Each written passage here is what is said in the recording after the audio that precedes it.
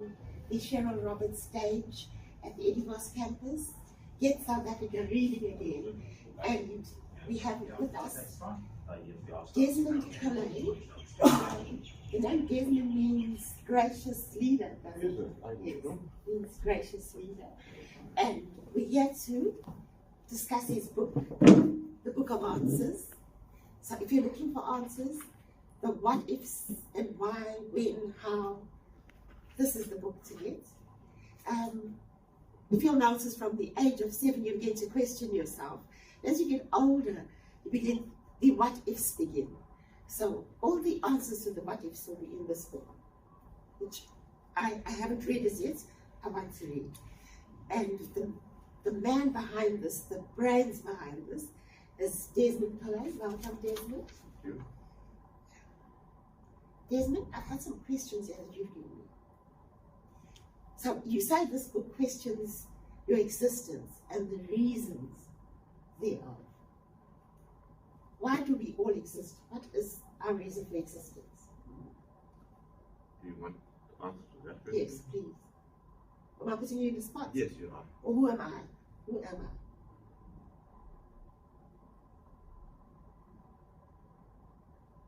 Who am I? I'm a combination of things. Even if you take me apart and put me together, you're going to get more than what I am. Because I talk to myself, I can listen to myself, I can get to know myself, or I can ignore myself and just focus on what I am to do next. Not worry about who am I. But I suppose we all are trying to search for that answer, who am I? Like I said, it could be a figment of somebody else's imagination. Yes. How could I be a figment of someone else's imagination? How do we know that we even exist? How do we prove that we exist? Is the physical world a reality? Our reality. Our reality. Our reality. Because my reality is going to be different from your reality. And the odd thing about reality is based on our perceptions. And how we see things always differs from how other people see things. But the problem in this reality is that we're not really seeing things as they are. In ancient times, you probably saw a tree, you saw a building, you saw a house. In today's reality, we are watching media. Everything is on the media. You drive through the streets, you've got boards, TV. You put a TV on, you've got information coming into you. Every program that you watch, every ad you watch, just it's not like a simple seed that grew out there. It's a combination of minds that have put the thoughts together to achieve an ultimate end. There's a purpose behind every ad. There's a purpose behind every movie. It's like how we have a purpose in writing a book. So what you are doing right now is that we are absorbing somebody else's thoughts or somebody else's intention. So maybe the people that we are not really the people that we think we are, but the people that the other people or the authorities that run the media and the press want us to be. Because I think, as I said, what was on a couple years back suddenly comes off now. What we want not to do now we are encouraged. I mean, look at the diets. Eat this and it'll make you happy. A couple years later, no, it's poison. Margarine was introduced now, it's better than butter. Finally realized it's just oil. Yes. I mean, not even oil, artificial oil. So there's so many things that we are told is good today. We can be told that it's bad in a couple of years' time. So our actual reality, we're told that we are co-creators. Our actual reality is actually not really. Our actual reality is created by the media. Remember years back, all Americans thought that Russia was on their back. And now it's kind of changed. So who you see the enemy as today can be your friend in 20 years' time without you deciding that that's your friend. It's because the media tells you that So that takes us to mind control. I think that's mind control. Yes. So basically your mind is being controlled without you knowing that it is being controlled. yes. How do we not be controlled? we spoke about Picasso and Gauguin and looking at objects from different points of view. We've got to all learn to do that. When somebody feeds us with a point Is it of view, meditation? no, not meditation. Research. We look it up. I mean, as I keep telling people today, we have Google. You don't have to go to the library. You don't have to find an encyclopedia. You Google it. Maybe the Google is also manipulated. Don't stop there. You've got a bit of information. Go check the best. The best thing to do is whenever you feel given it any information, don't take it as a fact. You try to look at it from different points of view. Look at both sides of the story. Look at it from both sides of the story. It's like going to a court case and the person on charge is his own witness, or the person under charge, I'll put it that way. So whatever we see, especially on the news, especially listen to, especially in the media, we don't accept it as a fact. Even if somebody tells you this is good for you. You have information available. Look at it. Is this true or is this not? So from the time we were born, have we been told the truth? No. Explain that. God will punish you. Yes. Yeah, that's one of them. That's one of them, yes. That's not the truth. Yes, yes, that's not the truth. That's not the truth. Yes. So there's a lot of things. Basically, I said, look, show you. Our entire history is a lie. The other day I spoke to a gentleman from Kenya who said that colonization was good because it civilizes people. But that's not the truth. That's not the truth. But he was told, so he believes it. And our parents and their parents before them were all lied to, and they continue that lie to us. And we've absorbed it. Yes. And some of us don't have open minds, so we refuse to learn anything else. We refuse to. Okay, face it this way, right? You are born, you didn't choose where you are. I mean, how many of you guys here chose where you are? I would like to be in a Pacific island or something. Right. But then you're given a race, you're given a color, and you're given a religion. And then you continue. Do you ever stop and say, this is what I inherited, am I supposed to be here? Do I follow it? Is it the right thing for me to be? So from the very beginning, we had no choice. We were controlled. That's true. But the time right now is that we can change it. In the past, it couldn't be changed. Now you have a choice. Also, you have a choice not to do that. You have a choice to stop evil when it's done. If you see something wrong being done, you can stop it. You don't have to say, this is the way it is, this is the way my parents told me it is, that's the way it is. You can stop it. Absolutely. They say there's a thin line between good and evil. Yeah, there is a very thin line. Be more specific. Yes, please. Oh, okay. A lot of people have good intentions, but end up doing evil. Hitler. Yeah, Hitler, we spoke about people, we spoke about liberators. It starts off with good intentions, but sometimes they do evil because they think that the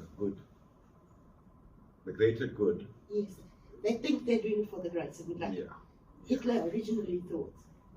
Yes. What sort of power did Hitler, Stalin, and the Napoleon and the other dictators have? What was the driving force behind it? We're talking about power and external forces. We say that covered it as soul power. A driving force. They know best, and they obviously thought they were all chosen people of God to the work, even if they were communists as well. But they still believe because they. Please define soul power so we understand what it is. We try to split the body or the human into three parts. That's the mind, which is our thinking part. The soul is here, and I had a question a couple of days back, where is our soul found? And I told the person or the people that it's in your belly. The solar plexus. Yeah, I mean, kind of airy, but they laughed at me. But I don't know about you guys, but when you feel fear or feel hope, or feel joy, when you feel it, you feel it in your head or you feel it. I can't prove that point. I can't prove it, right? But this is a power that's sort of a spirit power. We all believe that, this thing is not going to end. We also, for some reason, believe that it didn't have a beginning. I don't know if you guys feel the same thing, that it came, and when I'm gone, it's not going to end. We all know that. We feel it, I think. I think you feel it in your soul that we're going somewhere else. Yes. We don't feel that the soul is going to stop. And then we have something else that they refer to as the spirit. Yes. Now, there's no evidence of that. We also believe that the spirit comes in and the spirit goes out. Many people are trying to distinguish between spirits and soul. That's also hard. I try to do it. I try my best to do it in this book here. The differences between spirit and soul. What is the difference? I'm not going to tell you that right now. Let's get to the soul. Okay. So the soul has an amazing power to get people to do things that they can't normally do. I mean, I think the guys like Hitler and Stalin, they used soul power that was able to give them this feeling of greatness, and was also able, when they spoke, to draw the attention of thousands of people, and raise them up to a form of euphoria, to take them all the way up. Now, this power, you can also see it in pastors, in evangelists, and people who can manipulate the masses. A lot of singers have it. Yes. Like example? Take Michael Jackson. You still can't figure with the demonic spirit or soul power. So yeah, it's something that can really drag you on. So Tell us about Beyonce, the singer Beyonce. What?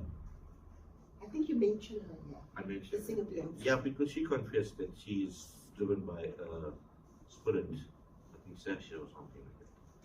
So she Sasha Fierce. Sasha Fierce. Yeah. She said that she's driven by a spirit, that a spirit enters her, and that's where she gets the energy from, and that's how she can perform the way she does. And some people are able to strange photographs. But the problem that I had with that is that, children and youngsters seem to think that it's okay to communicate with spirits. And what do you think? I think it's a very dangerous area to go into. I wouldn't go there. I think it's a very dangerous area, because most people who have went into spirits, it's more of a parasitic relationship with most times, because sometimes the body is abused. It's abused, driven to a point. There will be a point where you get the best out of it, but finally it can end in death.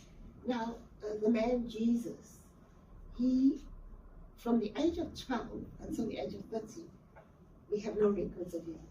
What happened during that time? Do you really want to? I really want to know. There's a lot of talk that he disappeared and traveled to the east. I won't say it's been held down. It's one of those suppressed pieces of history. But what we do have is reputable people, like the person who's at Montessori schools. So name is Kaspari, who have traveled. I think they also wanted to start up an organization which unionized all religions. Well, that's what they use in the school system, right? But then they were traveling around, and they were staying in the monasteries and whatever. But I can't provide you all the details of this. And because the monks they liked the personality, there were 3 of them there, and they showed them written text in which they say that the Palestinian teacher visited. And Christ at that time, who was either called Yisho or Iso, was referred to as the Palestinian established to the east. Also, he was referred to He was as the referred as the Palestinian teacher. The question came up was that if these records were here, why was it not made public? The result was that if these records were found by the British, it would have been destroyed, because there's no way that the British wanted, or any Westerner wanted anybody to know that Christ had traveled to the east, and also that the information or his teaching was similar to the eastern teaching. So there's a whole lot of text. It's from the Nag Hammadi library, and more specifically it comes from the Gospel of Thomas. Thomas wrote a book, not made public, but it is there. You can get hold of it, and you will see that it does. It's basically about internal development.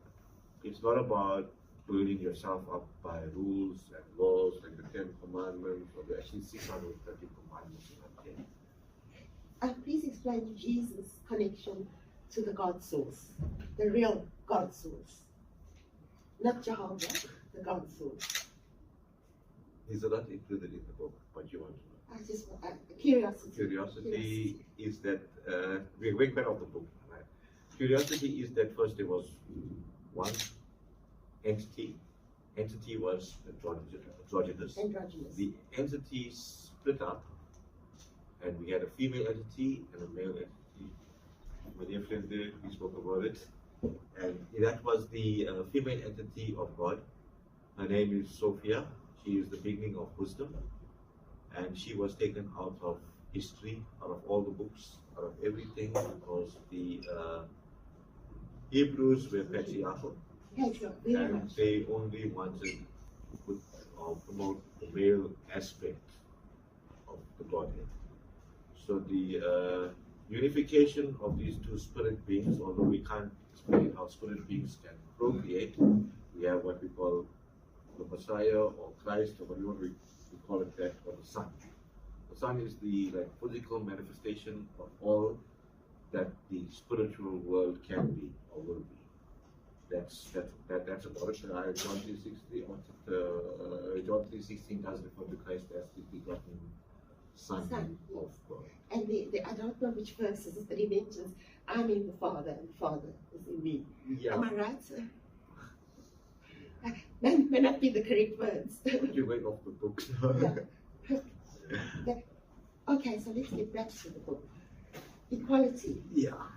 I made an important statement there that with equality, we only want to be equal to those people that are above us. But we don't want to be equal to people that are below us. I mean, we've seen it through the struggle, we've seen it all over. We just want to be equal to people. But people, right now too, we don't want to be there with people that are suffering or the people that need it. It's just a human issue. I understand it. But we should consider when we think that, when we demand equality. Is it human nature to want to be merited, to be with meritorious people? It's the way the system is set up. It's the way that we be Yeah, you have to do better. Yeah, you have to do better. You have to progress. You have to beat the person next to you. And it's also a part of the ego problem. You know, that soul power. That same soul thing, right? It wants to be the best. It wants to outdo something. It's but if you see, it's also in our nature, in the natural order of things as well. Like if you look at it with animals procreating, it's normally the strongest, the chief, that gets the best females. But it's also but it's also to strengthen the bloodline. Absolutely, wow, this is so interesting. And time. Does time exist? I don't know. Some people say time only exists if the clock exists. Take away the clock and there's no time. No time exists. We are all part of time. The problem is that, as I was trying to explain before, the time is like on a number line, and 0 is here, and time goes this way, and it goes that way. Some people say that time does work in a circle. It can be compressed. We have multi-time. Can travel through time. I mean, what was the theory that if you travel faster than the speed of time, or you will go backwards? Say again. Speed of light. Speed of light. No, light is work up the thing. You're going to travel faster. Yeah, then you will go backwards in time. Yeah. And cause a lot of confusion. So once you've left this physical body, what happens? I don't know how to answer those questions. I'm so curious. You know, nobody can answer that question. We all have hope. I think it's our belief that we want to continue. And also, it's our hope of wanting to be in a better place and our fear of not going to a burning hell. But I don't understand, if you're a spirit, how you can burn. Absolutely. So I don't know what other cultures really believe in. I don't know. Some people believe that we are here to cycle and go round and round. Every time we come here, we make a mistake. We come back and learn. We come back and learn. Is that true? My argument was that, how does this benefit me if I can't remember my mistake? Yes, we've got how does it remember? It's good to believe that, but of what benefit is this to me if I can't remember the mistakes I did in the past? It also gives us a problem because I'm having a bad life because I committed some crime in the past. Yeah, and it's created a great problem with people who in India who believe in this reincarnation. Yes. Because people on the upper end of the caste system were very arrogant about it. They said, you know what, I must have been a very, very good person, so I deserve it. So when they saw a beggar or a poor person, they ignored them or even, kind of rebuked them or kicked them or something. That person was a bad person. He's past that. He deserves to be treated better. Now, can you see how something that was basically started with a good intention of wanting a human being to improve in this life, to be a better person in the next life, or to reach a higher spiritual state, has become corrupted and used to abuse people that's below you? And who is the originator of karma? Who came up with this theory of karma? I don't think. You don't know. I don't, because it's in Hinduism, it's in a lot of other religions. It's also a belief that you don't need religion to even come up with this belief. The source of it we don't know. That we can verify. But with the Indian culture, they normally say that their spiritual teachers were people or deities of a higher order who came from a different universe to help them out. In the actual purest form, they don't actually call these beings gods as we do in Christianity and other. They call them helpers, divine helpers who came to assist us, because there's a lot of things in the. These are not really in the book. We just talk them because of points of interest. There's a lot of things that it's just. My moderator is a very curious person. But there were a lot of shortcuts into helping humanity. If you go into Indian history, I think it's called Ayurvedic. Yes, there was like even acupuncture. There's a lot of natural ingredients that you can take from plants to help you without killing your body, like what Western medicine does. I don't know if you notice when you guys take drugs, you start off with one drug and you go on to another drug because that drug is causing a problem, and then you become dependent, and then your doctor says, no, you're going to take it for the rest of your life, otherwise you'll die. And all of a sudden you got a whole case of drugs. But whereas you look at in the Eastern culture, the drugs were taken, the natural ingredients were taken to attend to the root cause of your problem, not to cover up that little bit of disease. So it was helpful. It has proven to be helpful. And finally now, in this part of the world, the Western civilization now, the Western doctors are saying, hey, listen, let's go and try this thing down. So now, yes, I go to doctors or people that don't treat me, but they go to the East, they learn the stuff, and then they want to teach us Indians how to do this thing here. Then we grew up with it. You know what I mean? Okay, take turmeric powder, do this, and that. Now we know about it, but now it's not a problem. No problem. But it took like about probably 500, 600 years to realize that this culture is more than what they know. So it's just by the way. Tell us about the gods in our world, in our current world. That's a long story because you know what? The gods of the world have all been killed by, I don't know, this one great god that said that, I actually call him the god of war. This is the god of war who took over the world, and he also said, listen here, you shall worship no other god because I'm a jealous god. That's very obnoxious thing to say. But if we look at all cultures, there are other gods. They're there. And there are similarities to other gods. I'm not saying these gods were gods as it were. I'm saying they were beings which were different from us, maybe of higher intelligence, maybe of more knowledge, maybe of far more greater physique. Primitive man sees something greater, we will call them gods. They were gods. They didn't teach us, because if you look at even our wheat, the wheat that we eat was originally grass. Some of the other people took this grass, cross-pollinated it, did whatever they did, and we finished up with wheat. Over here we've got wheat. In other parts of the world we've got corn. It became our staple diet, some parts of beans. But these things just didn't pop up. If you look carefully, they were genetically modified to provide food for humans.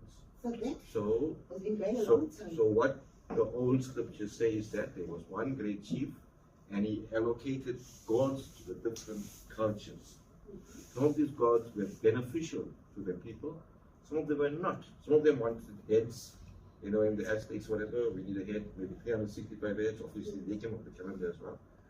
And then we have each culture, from the Greeks, Indians, Germans, Vikings, Aztecs, Mayans, even the Red Indians, the Africans from some parts of Africa wouldn't do I think the Durban tribes, I'm not talking about the sand, they believe in different solar system, as gods. Some of them as they love their gods, and slowly we find them disappear. Yes. All the gods disappear, and it takes one god takes over. This god here, or his people, establish our history, which they say started 6,000 years ago.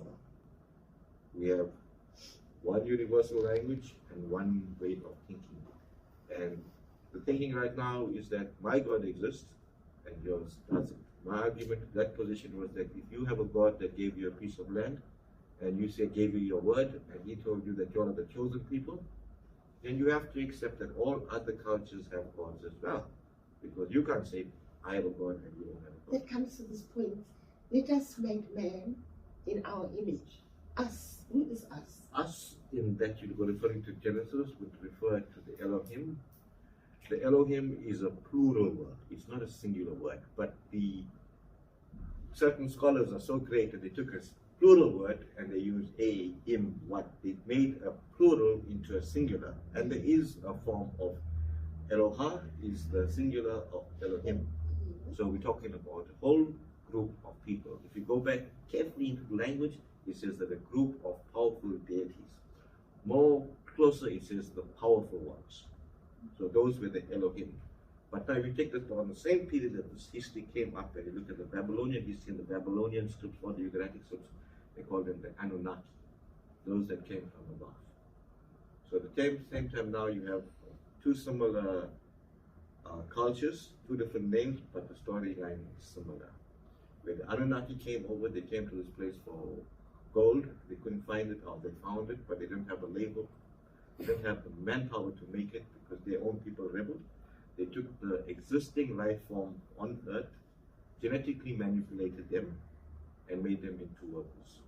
So if you look carefully, I'm not too sure how many of you are Bible readers. Okay, there is a big contradiction here, but if it goes on video, it's good very well.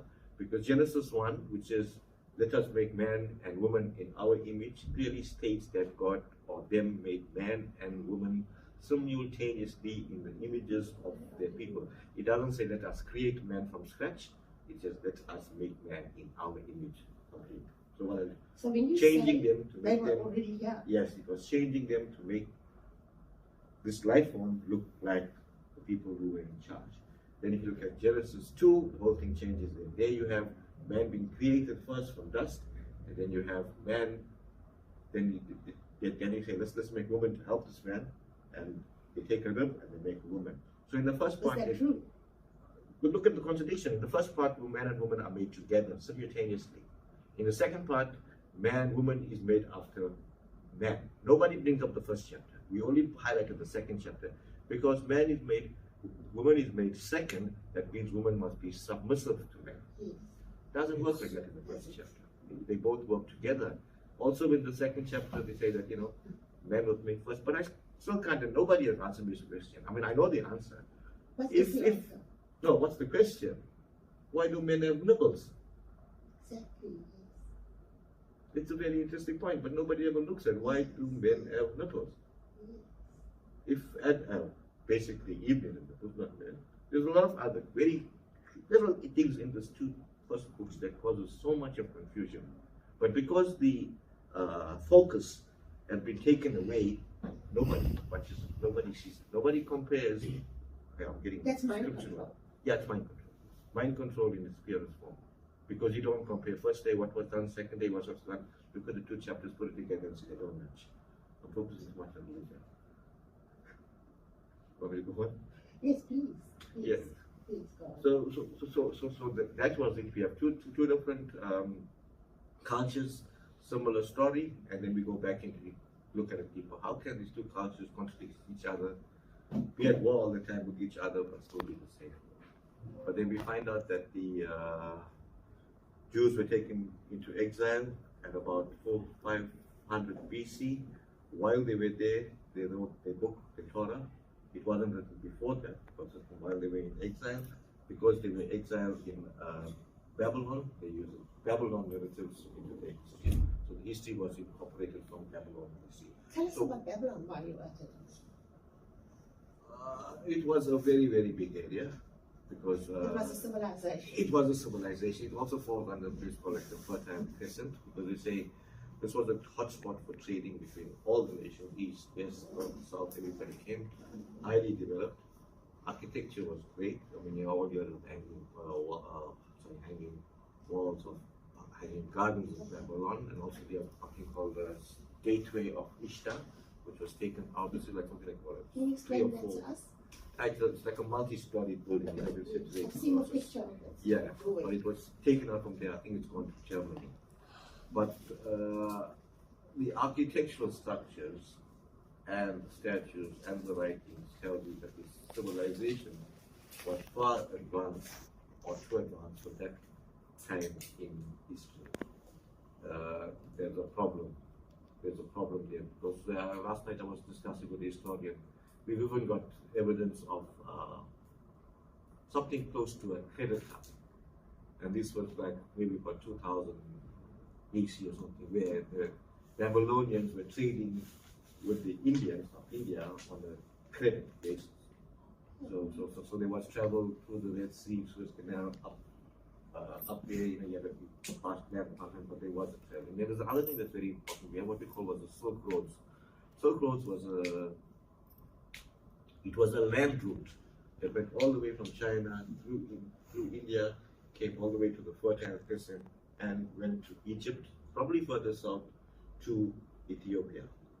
So from there, you had a land route, you also had a sea route, because from one sea, you could travel all the way to the. So there was lots of communication between these advanced civilization that goes back thousands of years before the Western culture even brought their history into existence. And that has been ignored in our history books. So now these civilized beings, are they extraterrestrial?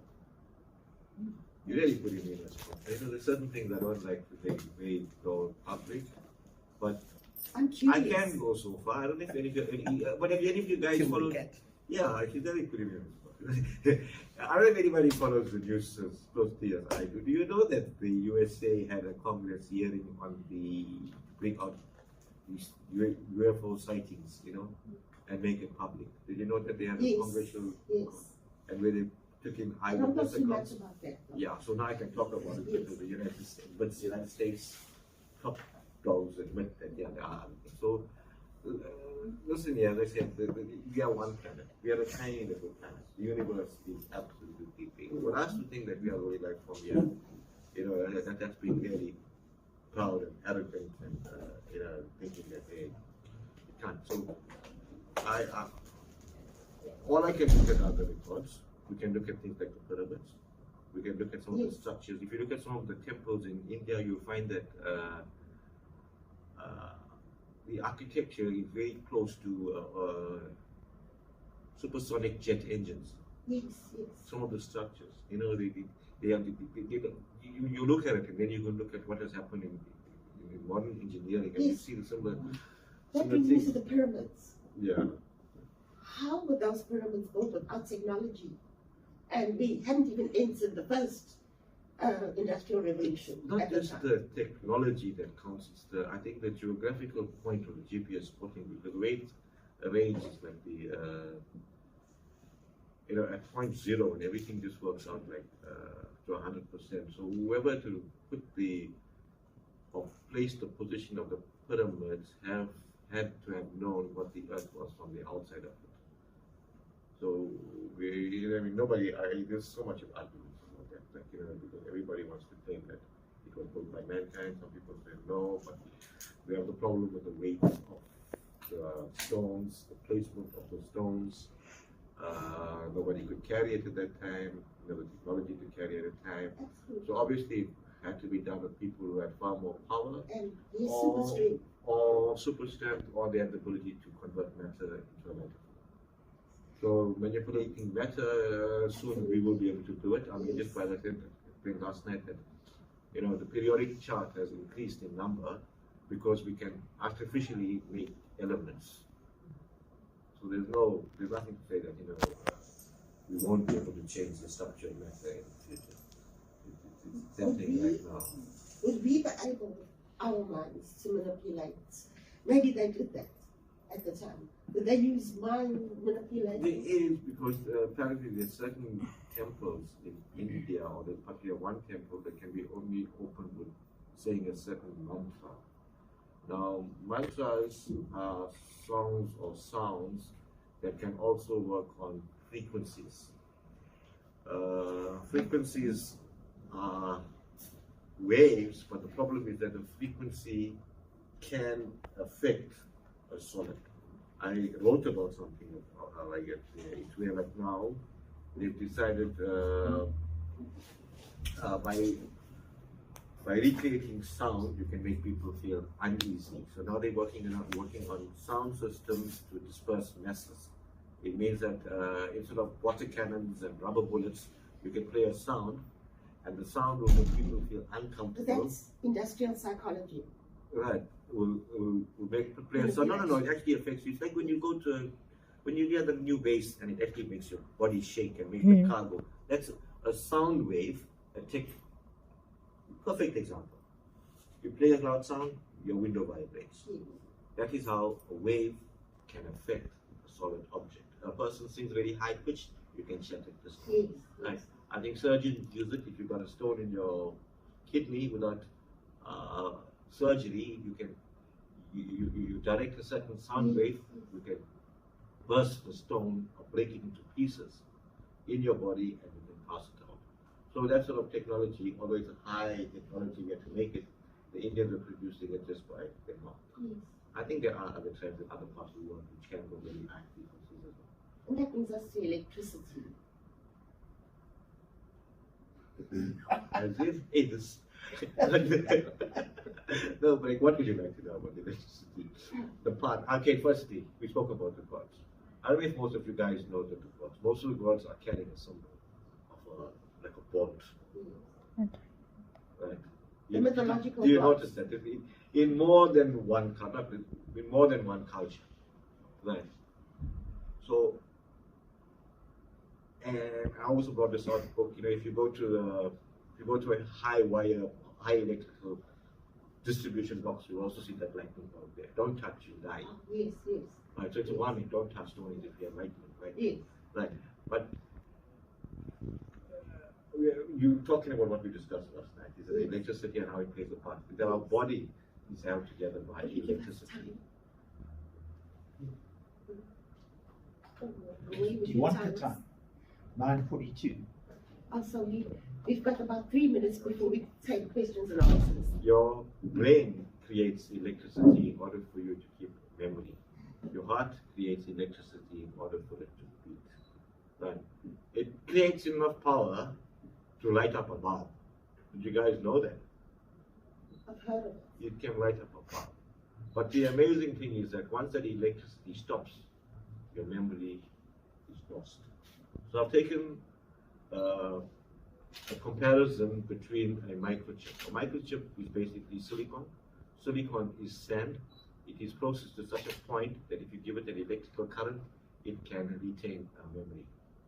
So basically what you have there is silicon that keeps a memory.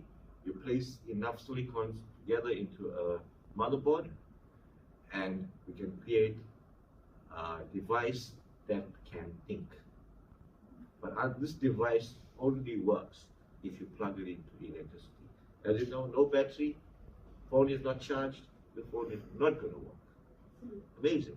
But in sand, electricity. Electricity is basically the movement of electrons. That's all. Nothing else. It doesn't actually move. All it does is taps. One taps another, it taps another, it taps another, and it goes. Like a ripple effect. That's like a ripple effect. But it's not a wave, right? But then, you know, old books as well, they say man is made from sand. We are made from sand. Yes. We are made from sand. If you die, you will go back to dust. Yes. But we are run on an electrical current. And the moment I said your heart stops beating and creates that electricity, your body dies and your memory is lost. So can you all see the similarity that we as humans have to a motherboard? We are both made from sand. We are made from the similar substances. Even this walls right here are made from the similar substances that we are made of. The same thing. I mean, there's only so many elements. You've got steel here, you've got iron in your body. and without that iron in your body, you're still not going to function. I mean, how many of you are taking pills, iron pills? You already are taking iron. I mean, you can't eat the iron, but your body can process it. Yes. That's how linked we are to this planet. That's physical part of us. We are linked. We are so part of it. I think we've only got about 2 minutes. Okay. You And tell us about knowledge. it's just that soul power that makes us different. Yeah. It's just that little bit of that soul and that spirit that makes us different from the rest. Knowledge. Oh, that part there. Okay, thanks. Yeah, knowledge is attained. You don't have knowledge without learning. All the knowledge that you have is from the information that you perceive or that you get or that you read. We don't know exactly who's giving us that knowledge. We don't know what it's based on. But the point is, we must not think that the knowledge that we have is superior to everybody else's knowledge. A point that I make here, I think I know why it was up, is because the problem that we have here is that we have a lot of people who think that they know what's best or know more than us who are running the world. And also we have a problem with the individuals. I mean, okay, I'm not going to say we are the bottom of the line, but we are the normal everyday humans. Is that sometimes we as individuals think that we know it all. Probably we have a degree, probably we have a diploma, or probably we had a teacher that was a top teacher. Yes, I know it all. Or sometimes we even arrange these feelings. You know, we predict, we say, on 5 years' time, I'm going to be there. Say, yeah, if I do this, do that, do that. But it's not so. You know, I think the most important thing about knowledge is to know that every day there's something more to be learned. There's another viewpoint, there's another angle, there's something more. So, you know, you can pick up knowledge from anybody. You don't necessarily have to pick up knowledge from somebody who is important. You can pick up knowledge from anybody, anywhere, at any time. How you take it, how you treat it, and also how you respect what the person tells you. Because once you lose that respect and somebody is imparting knowledge to you because you think you know more, you are not going to learn. So I think it's about knowledge is about being humble. I'm going to ask you questions. I've discovered that the more I learn, the less I know. That should be and I'm still learning. And we're out to questions now. On to questions. Who was the first one? Roy. Desmond Pillay. Yeah. I think that you need to insert a few other names between. One of them would be research. Clearly, you've done a huge amount of research. I would also suggest clever, because you're a clever man. I think I'm just giving my personal opinions. And then controversial, because I've read good proportions of the book, and I know you, and a lot of the messages and the beliefs and what you claim and that sort of thing, and I'm not criticizing them, they are controversial. So you don't need to respond to any, except please research, just very quickly. How much research did you have to do to put all of this together? A lifetime. I started reading when I was just over 5 or 6. I'm so glad my dad bought me a set of encyclopedias. He bought me, I had books upon books to read. And I had neighbors who was a headmaster, and he had a shelf of his own. So I started reading adult books at a very young age. And I traveled to many libraries. I went to libraries. I have this worst part is that I found some books I keep it with me and take it back. And I also made aliases so that I could borrow books from different libraries. Sorry, but the whole point of my message is that everybody's thoughts are important, right? Everybody's belief is important. We can't make our belief superior to somebody else's belief. And I make it a point to say that if that religion is right, my religion is also right. But if that religion is wrong, then mine is also wrong. So, it's about tolerance and accepting somebody else's viewpoint, even though it may be different. But I think the biggest issue we are having right now is silence. Is when we see things going wrong, we don't say anything because we've been programmed not to say anything. It's also who is deciding what is good for us, or who is good for us and who is bad for us. Because right now we are depending on the media to tell us which side to back. And that the media or the news or the politicians are not on our side. There's another important thing that you guys have to remember is that there's a small percentage, there's 1% of human beings that owns more than 50% of this world. I prove it to you statistically, I can prove it to you legally, that how it is existing right now. This has been existing for over 1,000 years. It was built in a thing called the feudal system, where if you saw your neighbor's house and you liked your neighbor's house and you had a gun and he didn't have a gun, you can go to his house, beat the hell out of him, take his possessions, then tell him live in your house and pay me rent because I got the gun and you don't have it. It seems to be happening in modern days. It's happening in modern days, it's happening in the Middle East right now, it's happening in Ukraine right now, and we've seen it happen, and we all accept it as a norm in life. The other gentleman. Okay, sorry, sir. Thank you so much, Desmond. This is certainly a very interesting book. Thank you. I've done something. I'm sure it has been very painstaking to put together this volume. But just a few questions for you.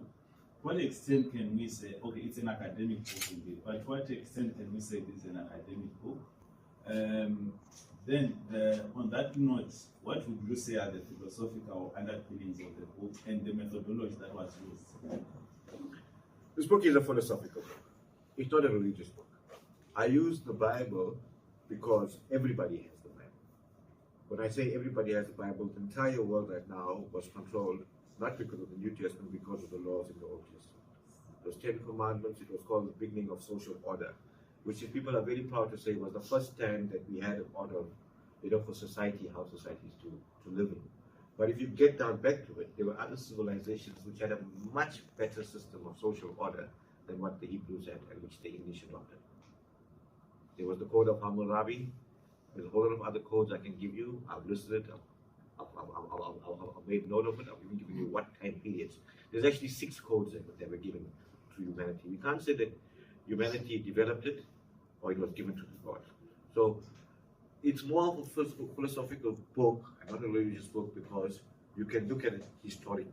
Everything that I give to you, all the poems, the Ugaritic poems, the translations, has been validated. So some people have termed it as a historical book because I've taken history and I've matched it up to the biblical, and not only biblical, also to the Babylonian studies. So it all depends how you want to view it. But I think most of all, it deals with the individual and how you want to perceive your life and this planet. And I think I bring up a lot of other stuff here. I bring up also, we talk about things like reincarnation.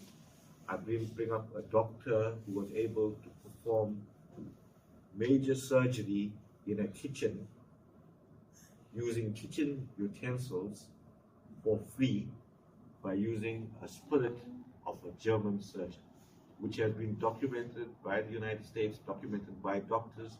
I actually read the article first in the Reader's Digest, and then I looked further, and his name was the surgeon with the rusty blade.